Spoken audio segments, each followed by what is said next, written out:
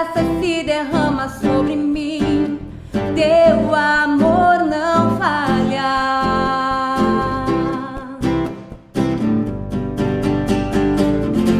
Pois tu és o mesmo pra sempre, teu amor não muda. Se o choro dura uma noite, a alegria vem pela manhã. Se o mar se enfurecer, eu não tenho que temer, porque eu sei que me amas, teu amor não falha.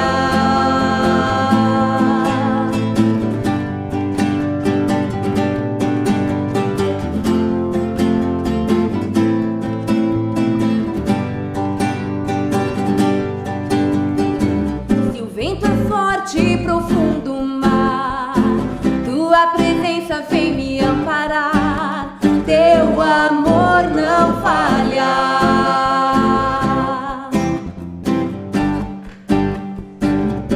Difícil é o caminhar, nunca pensei que eu fosse alcançar, teu amor não falha.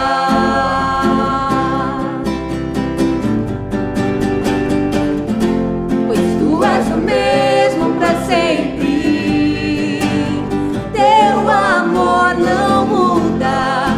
Se o choro dura uma noite, a alegria vem pela manhã. Se o mar se enfurecer, eu não tenho que temer, porque eu sei que me amas. Pois tu és o mesmo pra sempre, teu amor não muda. Se o choro dura uma noite, a alegria vem pela manhã. Se o mar se enfurecer, eu não tenho que temer, porque eu sei que me amas. Que tudo Coopere para o meu bem. Tu fazes que tudo coopere para o meu bem. Tu fazes que tudo coopere para o meu bem. Tu fazes que tudo coopere para o meu bem. Pois tu és o mesmo pra sempre, teu amor não muda. Se o choro dura uma noite, a alegria vem pela manhã. Se o mar se enfurecer, eu não tenho que temer, porque eu sei que me amas, teu amor não falha. Teu amor não falha. Teu amor não falha.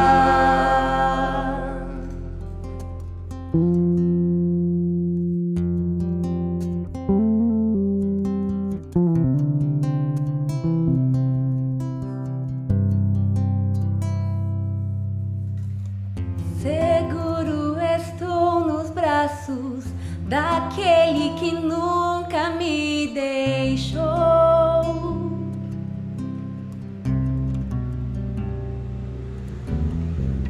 Seu amor perfeito sempre esteve repousando em mim.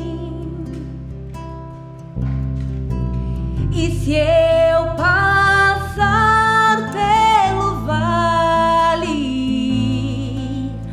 acharei conforto em teu amor, pois eu sei que és aquele que me guarda, me guarda.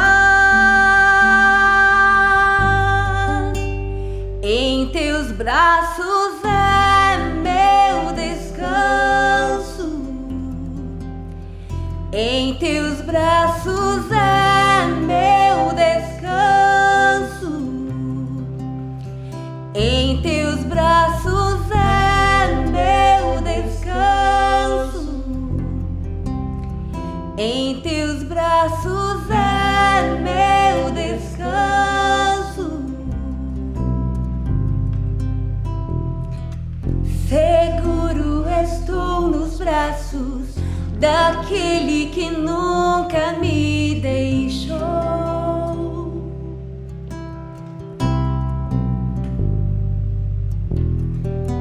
Seu amor perfeito sempre esteve repousando em mim. E se eu passar pelo vale, acharei conforto em teu amor, pois eu sei que és aquele que me guarda, me guarda. Em teus braços é meu descanso. Em teus braços é meu descanso. Em teus braços é meu descanso. Obrigada, Senhor Jesus, pois sabemos, Pai querido, que toda a nossa confiança, Senhor Jesus, está em Ti. Pai querido, mesmo passando por dificuldades, por problemas, mesmo, Senhor, os nossos dias estando tão limitados, sabemos, Senhor, que a Tua presença habita, Senhor, em nossas vidas. E sabemos, Pai querido, que em Ti, ó Deus, nós podemos descansar e nos alegrar, Senhor, na Tua presença. E nós Te agradecemos, Senhor. Eu coloco, Pai querido, a vida dos meus irmãos, Senhor, cada um, Senhor, no seu lar diante da Tua presença. Senhor, visita com o Teu amor, que a Tua graça, Senhor Jesus, que a Tua presença seja real, Deus, em nome de Jesus nós clamamos, Senhor, como igreja reunida, Senhor, clamamos a Ti. Tem misericórdia do Teu povo, Senhor. Tu és, Senhor, o Deus que habita, Senhor, no nosso meio, Jesus. E nós nos alegramos, ó Deus, na Tua presença. Obrigada, Jesus. Louvamos ao Teu nome, Deus.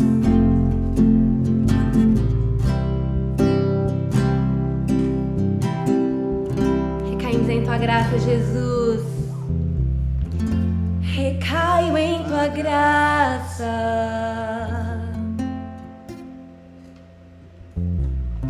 Recaio de novo em Tuas mãos. Eu recaio em Tua graça.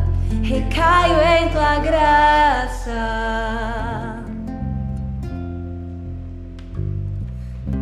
Recaio de novo em Tuas mãos. E se eu passar pelo vale, acharei conforto em Teu amor, pois eu sei que és aquele que me guarda, me guarda.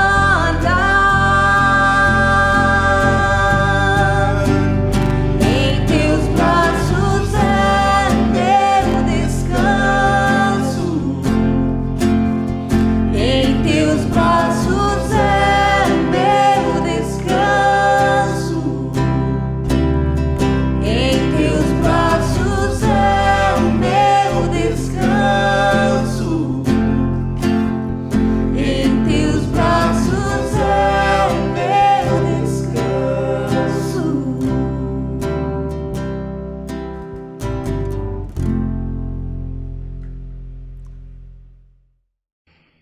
Muito bom dia, meus queridos irmãos. Que alegria estarmos mais uma vez juntos para adorar, louvar o nome do nosso Deus.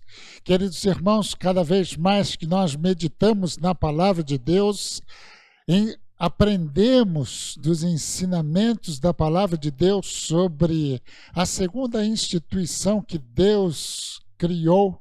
A primeira foi a família, a segunda foi a igreja, mas eu me apaixono pela igreja do Senhor Jesus. Irmãos, nós precisamos buscar o exemplo bíblico de igreja para que não sejamos frustrados com, muitas vezes, o exemplo humano que nós temos vivenciado. O nosso grande desafio é ser a igreja que o Senhor instituiu, cumprindo com os ensinamentos da palavra de Deus. Tem sido um tempo precioso de falar sobre relacionamento. A igreja do Senhor Jesus tem pelo menos 2 relacionamentos. Um deles para com o nosso Deus, e todos nós dependemos do nosso Deus. Mas não se exclui o relacionamento com os nossos irmãos. Todos os nossos irmãos são importantes. Como nós sentimos falta de cada um deles. E eu quero compartilhar nesta manhã mais uma meditação bíblica para a prática da nossa vida cristã. E eu gostaria desta vez de usar a carta que Paulo escreveu aos Romanos. Carta que Paulo escreveu aos Romanos é uma das cartas mais importantes, talvez a maior, talvez seja a terceira ou a quarta carta que o apóstolo Paulo escreveu, possivelmente lá pelo ano 56 depois de Cristo, e ele compartilha durante toda esta carta como tema central. Nós poderíamos dizer que é a concessão da justiça de Deus ao pecador que crê na pessoa do Senhor Jesus Cristo. Depois, nós vamos encontrar que ele vai esclarecer a cada um de nós que todos nós somos pecadores. Ele vem falar que é o pecado que nos afasta de Deus, mas ele também vem dizer que Deus, com grande amor, enviou a Jesus Cristo para nos resgatar, nos salvar e nos trazer a santificação. Irmãos, é preciosa essa carta quando nós vamos descobrindo os princípios da vida cristã. Do capítulo 1 até o capítulo 11, o apóstolo Paulo tem o objetivo de ensinar teologia, ensinar a teoria, ensinar para que nós possamos viver. A partir do capítulo 12, ele começa então a chamar a atenção de como nós devemos colocar aquilo que aprendemos nos capítulos anteriores na prática. E muitas vezes a nossa grande dificuldade é simplesmente conhecer, mas a nossa dificuldade tem sido viver. O nosso grande desafio como Igreja do Senhor Jesus Cristo é viver a palavra de Deus. Eu quero ler então, convidar a você para que possa abrir da sua Bíblia Romanos capítulo 12, um texto tão bem conhecido. Lembro da minha infância, da minha juventude, quando ouvia sermões baseadas nesse texto. E mais uma vez eu quero trazer essa reflexão ao seu coração. Romanos capítulo 12, do verso 1 até o verso 10. Assim diz na minha versão. Portanto, irmãos, exorto-vos pelas compaixões de Deus, que apresenteis o vosso corpo como sacrifício vivo, santo e agradável a Deus, que é o vosso culto racional. E não vos amoldeis ao esquema deste mundo, mas sedes transformados pela renovação da vossa mente, para que possais também experimentar qual seja a boa, agradável e perfeita vontade de Deus. Porque pela graça que me foi dada, digo a cada um de vós que não pense de si mesmo mais do que convém, mas que pense de si com equilíbrio, conforme a medida da fé que Deus repartiu a cada um. Pois assim, como em um corpo muitos são os membros, e todos os membros não têm a mesma função, assim também nós, embora muitos somos um só corpo em Cristo e, individualmente, membros uns dos outros, de modo que temos diferentes dons segundo a graça que nos foi dada. Se é profecia, que seja de acordo com o padrão da fé. Se é serviço, que seja usado no serviço. Se é ensino, que seja exercido no ensino. Ou, quem encoraja, use o dom para isto. O que contribui, faça-o com generosidade. Quem lidera, o faça com zelo. E o que usa de misericórdia, com alegria. O amor seja sem fingimento. Odiai o mal e apegai-vos ao bem. Amai-vos de coração uns aos outros com amor fraternal, preferindo-vos em honra uns aos outros. Vamos orar? Pai eterno, aqui está a leitura da Tua palavra. Que o Teu Santo Espírito nos ajude a compreender o ensinamento da Tua palavra nesta manhã. E que a nossa atitude seja responder ao desafio da palavra de Deus nesta manhã. Nós oramos em nome de Jesus. Amém. Romanos capítulo 12, verso 1, verso 2. Quantas vezes nós já lemos esse texto? O grande desafio é tentar praticar o que está escrito aqui. Apóstolo Paulo tem uma maneira toda especial de escrever as cartas orientando a igreja, mas colocando também a sua própria vida como testemunho daquilo que ele ensina. Versículo 1 diz: portanto, irmãos, eu exorto-vos que pelas compaixão de Deus, que apresenteis o vosso corpo como sacrifício vivo, santo e agradável a Deus. Este sim é um culto racional. Muitas coisas têm sido faladas desse texto.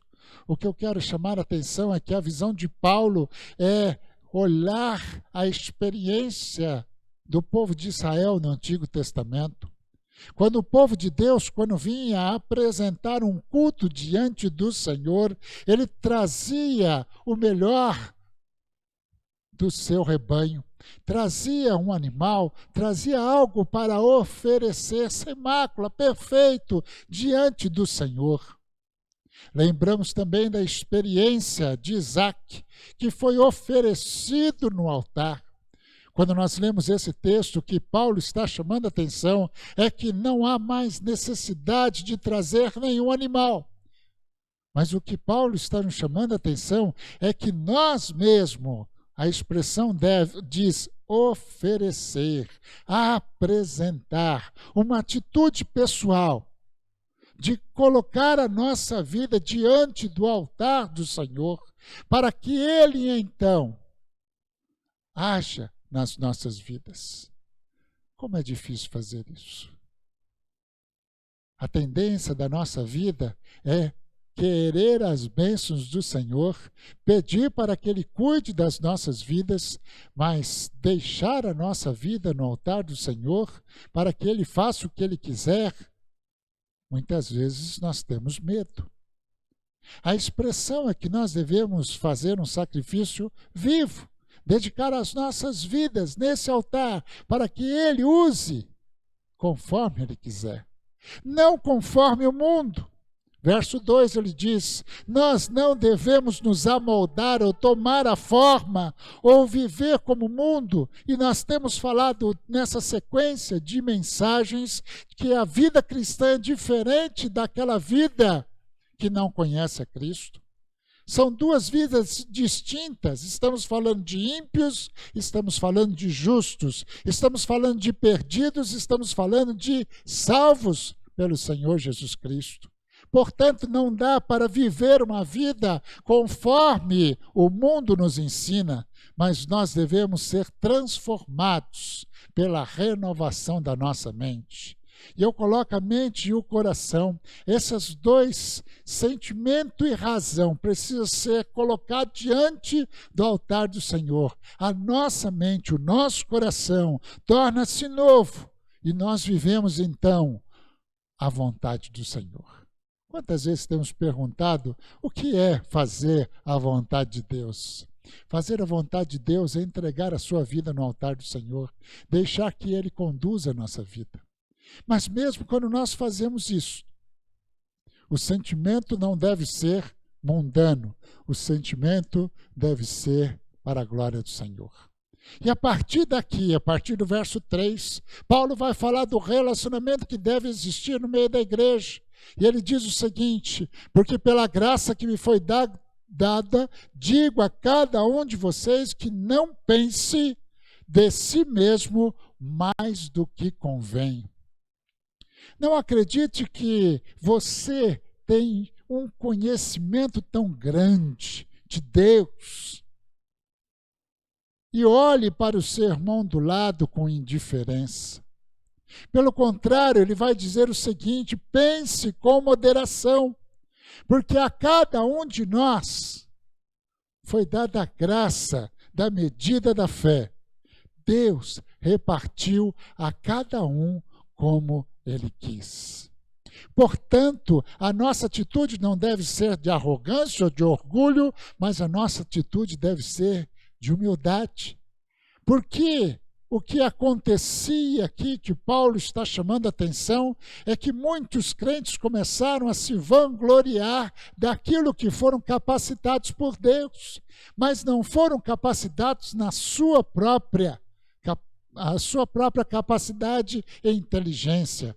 Mas esta é a ação tão somente do Espírito Santo de Deus. Olha que lição preciosa. Paulo faz uma analogia com o corpo humano.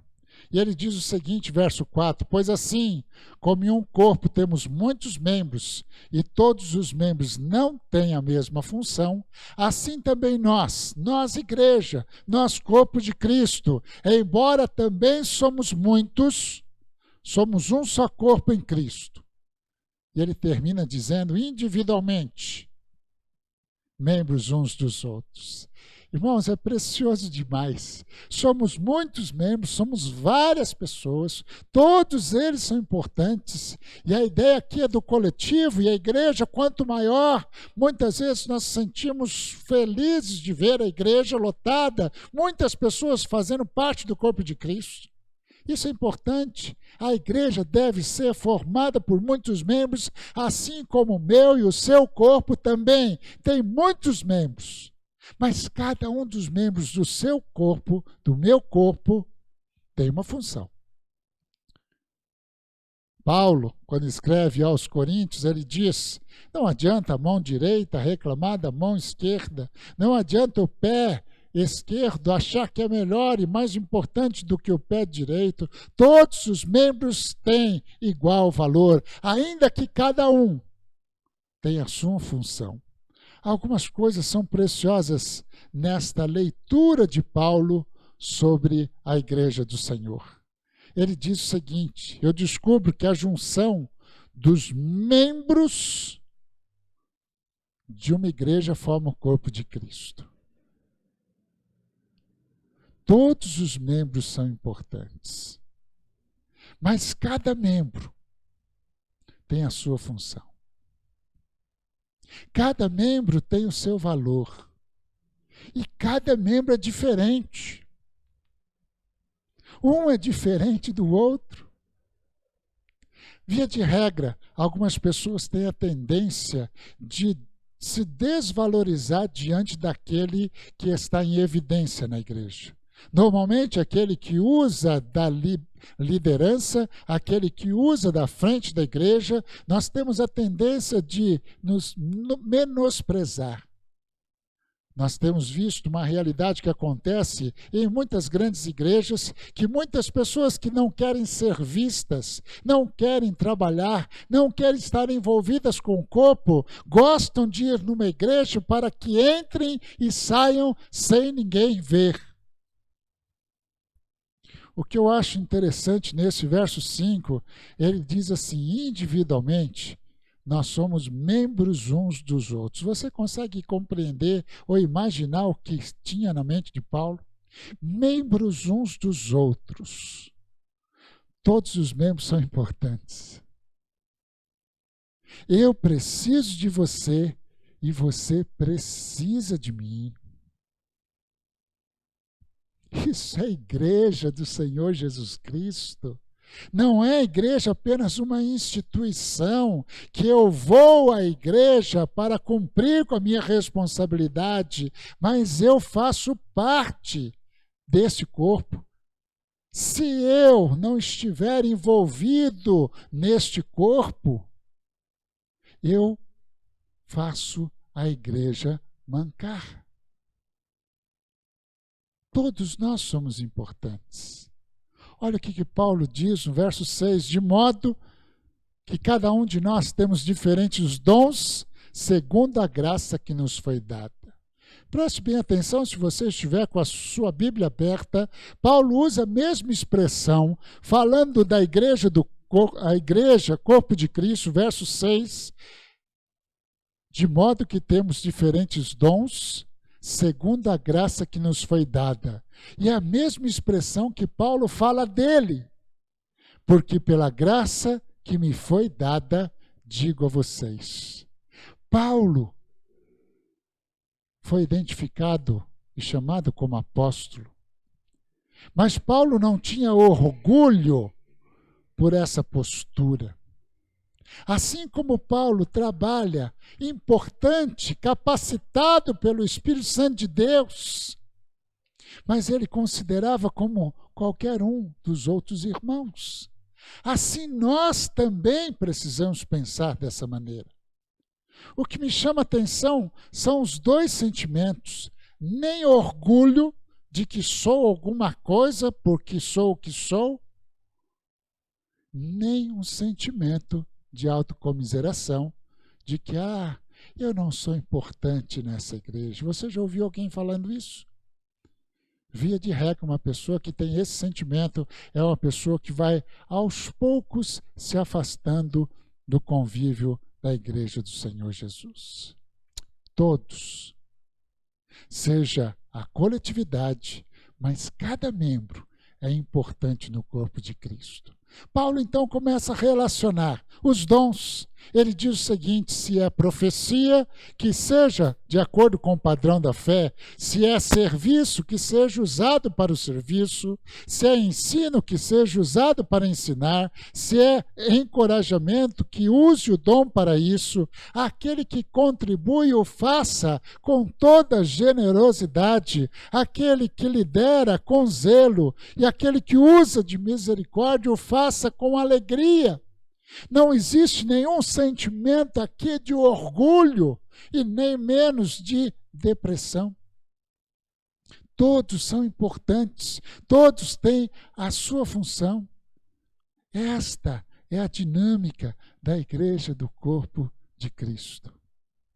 Esta é a ideia que Paulo está dizendo, que nós somos membros uns dos outros. É a ideia de interdependência. Eu não sou sozinho na minha igreja. Algumas pessoas se acham, que se ela não estiver na igreja, nada vai funcionar. Ela é importante no corpo de Cristo. Mas não pode subir esse sentimento de orgulho. Também não pode sentir o sentimento de desprezo. Todos nós somos importantes no corpo de Cristo. Este mandamento recíproco é uma ordem para que nós possamos depender e abençoar, receber da bênção do meu irmão, como também abençoar o outro irmão. E Paulo começa a partir do verso 9 a chamar a atenção desse relacionamento dia a dia, algumas experiências interessantes. E a primeira coisa que ele nos diz é que o amor seja sem fingimento. Eu gosto de olhar alguns desses textos e pensar se amor é amor Amor fingido não é amor. Amor uns aos outros com amor fraternal. Verso 10 diz: amai-vos de coração. Irmãos, esse é o sentimento que deve existir na nossa igreja, no corpo de Cristo. Nós precisamos ter o igual amor de todas as pessoas. Assim como nós sentimos amados, nós também precisamos amar. A verdade é que esta via de mão dupla, às vezes nós temos dificuldade de sentirmos que somos amados. Às vezes o nosso coração se endurece tanto, via de regra, quando nós não deixamos o Espírito Santo tocar no nosso coração e fechamos o nosso coração dizendo: ninguém me ama naquela igreja. Talvez a grande dificuldade é o seu coração, que está insensível pela direção do Espírito Santo de Deus. Alguns talvez tenham dificuldade de demonstrar amor. A nossa igreja tem bastante nordestino, tem muita gente lá do norte, do nordeste, e existe aquele fogo só. E eu que sou russo, eu tenho aprendido de que é tão bom sorrir junto com os irmãos, é tão bom abraçar os irmãos. Opa, esse tempo tem sido difícil, mas como é bom nós orarmos uns pelos outros, como é bom dedilharmos uma mensagem do WhatsApp uns para com os outros, a dinâmica dos mandamentos recíprocos dentro do critério da pandemia hoje. Dentro desses 2 versículos existe mais 2 orientações: odiai o mal e apegue-se ao bem. Tire a maldade do seu coração, tire o sentimento de revolta. Há algumas pessoas que nós temos encontrado nesse tempo que estão com o coração tão chateado, tão triste, que eles só veem coisas negativas nesse meio da pandemia. Quando nós começamos a buscar o bem, quando nós começamos a olhar com os olhos do Espírito Santo de Deus, nós vamos descobrir coisas boas.